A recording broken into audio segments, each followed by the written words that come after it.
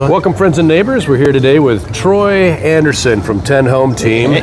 We're here to talk about feasibility and what it takes to get that customer to commit to a project without really knowing what the heck they're doing. So here we go. Here we go. Cheers. Cheers. Thanks for having me. Absolutely. Yeah. So tell me, when you're looking at a new prospect who's going to buy a house and they love the property, they love the school district, they love everything about, what are the kinds of things you're seeing that they want to get kind of feasibility, like what's it going to cost to make it better to suit them? Yeah, so if I'm working with a buyer, then typically, Mike, we exhaust what's available for sale, and sometimes it just doesn't fit all the boxes. So that's when I would come to you and say, hey, what would it cost to do X? Remodel the kitchen, do the bathrooms, do a full remodel. What does that look like? Right. And so oftentimes we have to do that because people want it. There's three things in real estate: location, location, and location. That's been that way forever, right? Mm-hmm. So, and we're here in Woodinville, and this is a great location. It is a great location. We're down here at the Hollywood Tavern, and there's a lot of history here, by the way. This used to be, I was looking at aerial photos from 1936. This was part of the train line came through here. This turned into a gas station. They're talking about ghosts that they've had really? Here. And some of the older patrons are still wondering, where's Mabel? So I guess she used to own the place. So there's a lot of cool stuff here. We wanted to exemplify the tavern and what it means to the community whiskey as well. But yeah, you're exactly right. History, and then location. Once people are looking at what that investment means, they got to think about how that relates to the long-term enjoyment, and that can be either. There's non-monetary ways to enjoy a home. You can say the value of me living here is, priceless. And but then when they get ready to sell, you also have to think about what the cost is going into it. Yeah, and there's different personality types. There's more emotional aspects to purchasing, and then there's also what am I going to get? What's the return on investment at the end of the day? Bottom line kind of stuff. So, I have to work with both of those personality types when it comes to what is this going to look like at the end of the day as far as a project's concerned. Cost is obviously a factor in the overall project, purchase price, and then what's it going to cost to remodel, how long is that going to take. Those are all important things. These are all things that we deal with a lot. Yeah. Because there's three things you can do in a remodel in particular, and I don't know if this translates to real estate, but it's, can you make it fast? Can you make it good? And can you make it cheap? Well, the problem is, you can pick 2 out of 3 of those, but you can't have all 3. It's just not possible. So when we start organizing timeliness and quality and cost, we also layer in things like communication when we're doing remodeling projects. Is communication important to you? Well, we tend to think so. So we tend to over-communicate in many cases. We look at safety. Safety is not something that homeowners usually think about, but when we're tearing their house apart, it's a big deal. And when we're also looking at, what the security level is of the home during the project. So what we'll typically do is we'll take all of those factors, we'll put them together, and have the homeowner, when we get ready to start, rank them from high to low. Right. And inevitably, at the end of the job, that list is flipped. So what do you think the highest on the list is at the beginning of the job?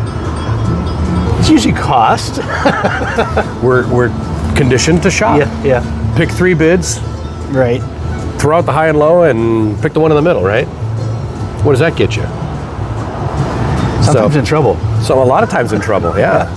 So we're conditioned to shop, and so and then next would probably be timeliness and quality, I think. People don't want to be displaced out of their homes for longer than necessary. Most people who are buying a home are looking for something that's already been done. They will pay a premium for that oftentimes, so they don't have to go through that challenging remodel, right? But you're probably looking at properties that you're selling, and the kitchen isn't always ideal for the buyer. Yeah, and it's typically not their first choice either. I want to buy a house and remodel it is usually not someone's first choice. Mm-hmm. It's usually, I'm not finding what I'm looking for in my area, and I want to create space for myself. Yeah, absolutely. And also get a return on that investment, so not overbuild per se. Mm-hmm. So that's those are the conversations I'm having all the time.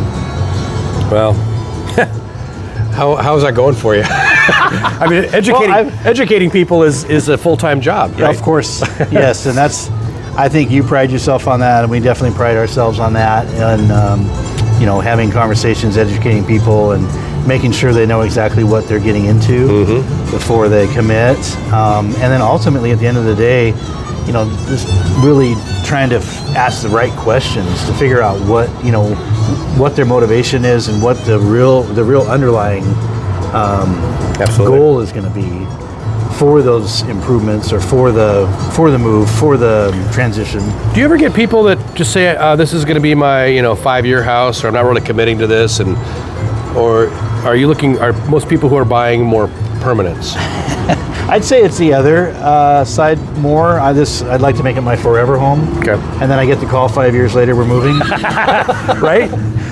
And employment and things kids change. and stuff. Yeah, and there's a lot of family stuff that happens. Average homeowner now stays in their house for 10 years. It's gone up.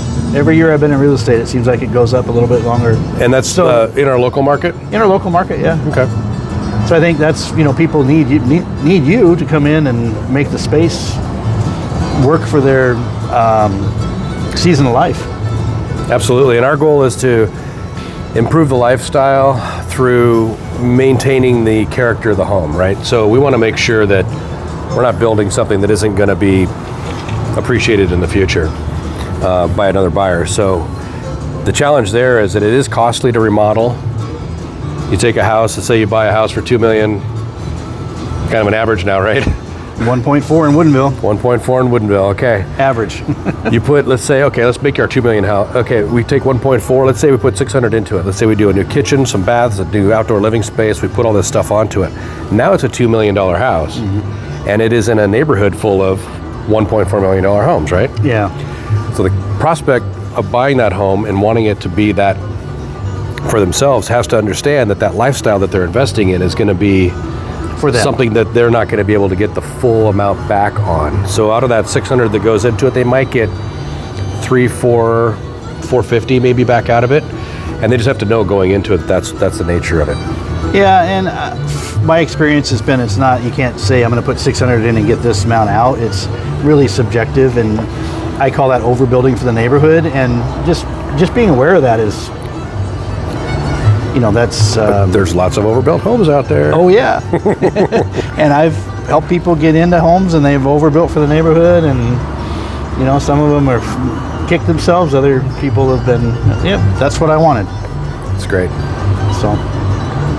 All right, well, thanks, Troy. We appreciate you being out here. We are going to raise a cocktail this time. I didn't sip last time, but cheers to you. Cheers to our location, and cheers to our friends and neighbors out there. Woodinville for the win.